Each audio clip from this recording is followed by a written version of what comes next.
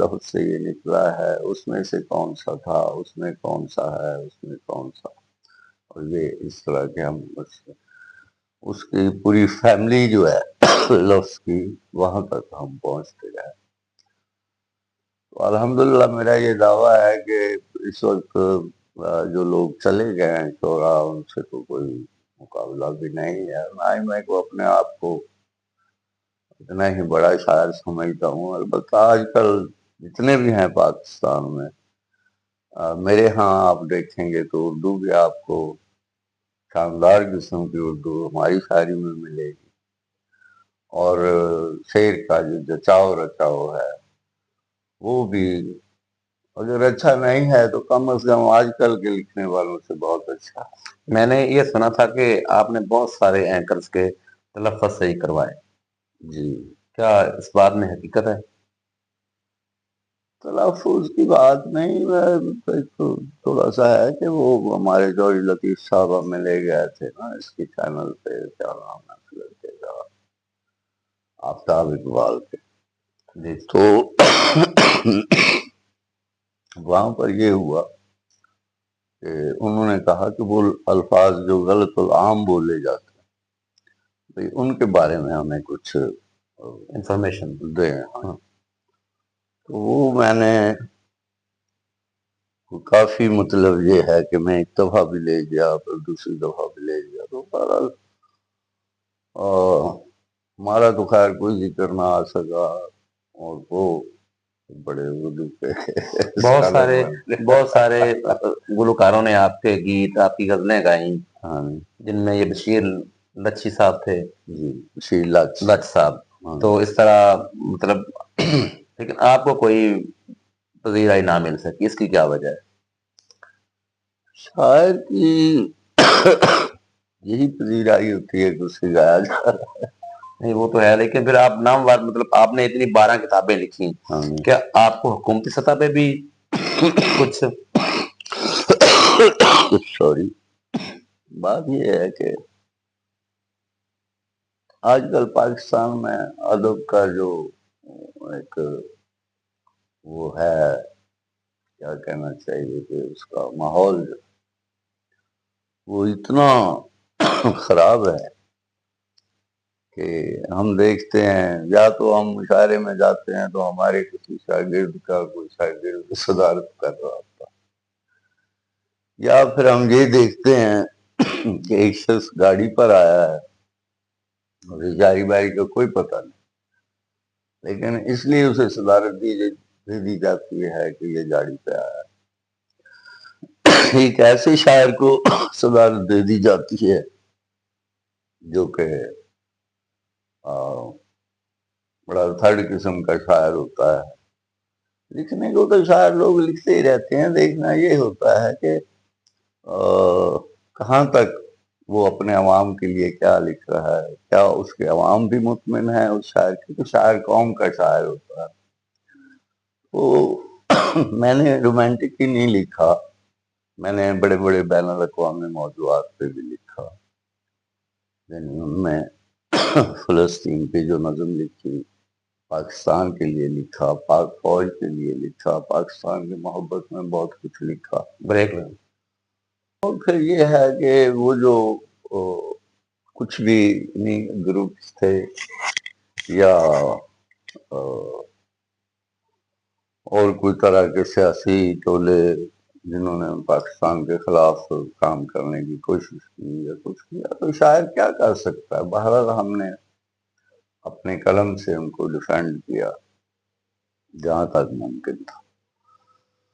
تو اس کے بعد جمہوریت کے لیے میں نے بڑا کام کیا. جتنے بھی مارشاء اللہ آئے میں نے ان کے لیے، یعنی ان کو بھی مزاحمت کی اور ایک مؤثر طریقے سے کی.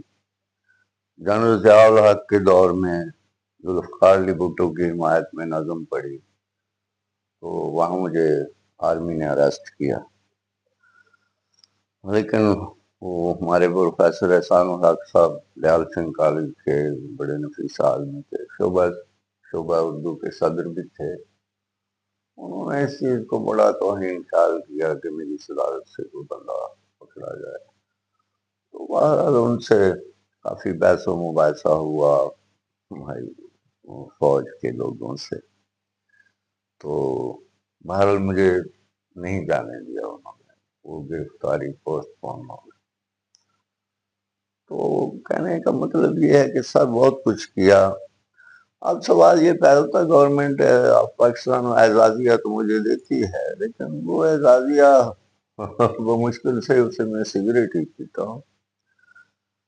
تو اگر میں اور کوئی کام نہ کروں تو حالانکہ میں بالکل الون ہوں، نہ تو میری بیوی ہے، نہ بچے ہیں، نہ رشتے دار ہیں، نہ کچھ ہے، تو میں اکیلا بھی اپنا پیٹ نہیں پال سکتا. اب یہ جو لوگ ہیں جن کے ریلیشن ہوتے ہیں یا ان کا جو کچھ لگتا ہے جو وہ فلاں آفیسر ہے فلاں، تو وہ لوگ غیر مستحق ہوتے ہیں، لیکن ان کو مثلا ان کی کتابیں چھپتی ہیں تو ان پر جناب خصوصی انعام بھی دیے جاتے ہیں. ان کو ایسے شعراء ہیں جو کہ صرف وہ مشاعرے کی حد تک شعراء ہیں، لوگ انہیں بالکل نہیں جانتے، محلے میں جا کر پوچھتے پھریں کہ یہاں کیفی صاحب رہتے ہیں، وہ کہتے ہیں ہمیں تو نہیں پتا.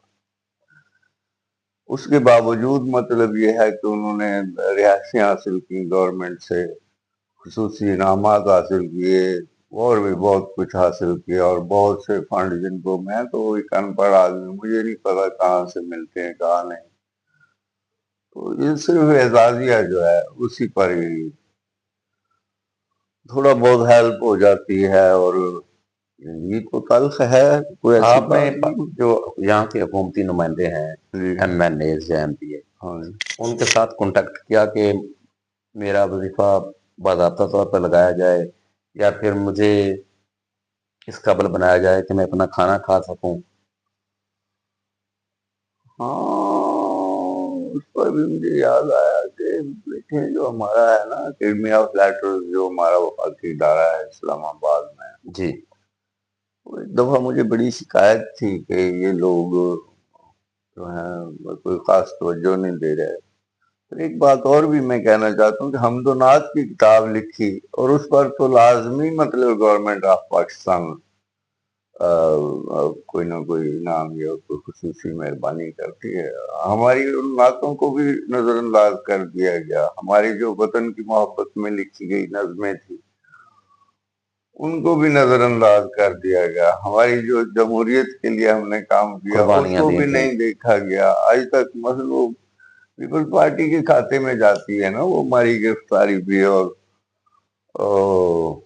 جو کچھ بھی ہم کرتے رہے، تو پیپلز پارٹی نے کبھی شکریہ ادا نہیں کیا، اور کسی سیاسی جماعت کے لیے کیا تو انہوں نے بھی کبھی یہ زحمت نہیں کی کہ کہہ دیا جائے کہ صاحب آپ کا بہت شکریہ. تو اس سے ڈسہارٹ تو میں بہت ہوں. اس کا مطلب یہ ہے کہ چونکہ میں غریب آدمی ہوں، اور اس لیے مجھے تو پھر شاعری نہیں کرنی چاہیے تھی، جبکہ میرے پاس گاڑی نہیں ہے، میرے پاس یہ نہیں ہے، وہ نہیں ہے. تو اس طرح ادب کو ایک طرح میں سمجھتا ہوں کہ ذلیل کیا گیا کہ جو شاعر ہیں انہیں تو کوئی پوچھتا ہی نہیں، اور وہ جو لوگ جنہیں پتہ ہی نہیں ہے، وہ سیکھنے والے جو فیلن فولونا بھی سیکھتے پھرتے ہیں لوگ، وہ لوگ جو ہیں انہوں نے وہ ہماری جو ہمارے حصہ بنتا تھا، ہمارا حق تھا، انہیں دے دیا گیا. پھر ہمارے سرکاری اداروں میں جو افسران بیٹھے انہیں پتہ ہی نہیں شاعری کیا چیز ہے. یعنی اتنے نااہل لوگوں کو وہاں ایسے لوگ ہونے چاہیے جو دیکھیں کہ کون کیسا لکھ رہا ہے، صحیح کہہ رہے ہیں. تاکہ پتہ چلے کہ مطلب اس کا معیار کیا ہے. اب یہ کہ اگر ہم کتابیں لے جاتے ہیں اکیڈمی آف لیٹرز میں تو بس وہ ہمارا شیلف بنا ہوا اس میں جناب وہ رکھ دی جاتی ہیں، تو کوئی نہیں دیکھتا کہ کیف صاحب نے کیا لکھا. تو اس طرح یعنی یہ ہے کہ اب چونکہ 72 میں جا رہا ہوں، زندگی کا کوئی پتہ نہیں. البتہ میں یہ شکایت لے کر مروں گا کہ اس ملک نے میری ادبی خدمات کا کوئی صلہ مجھے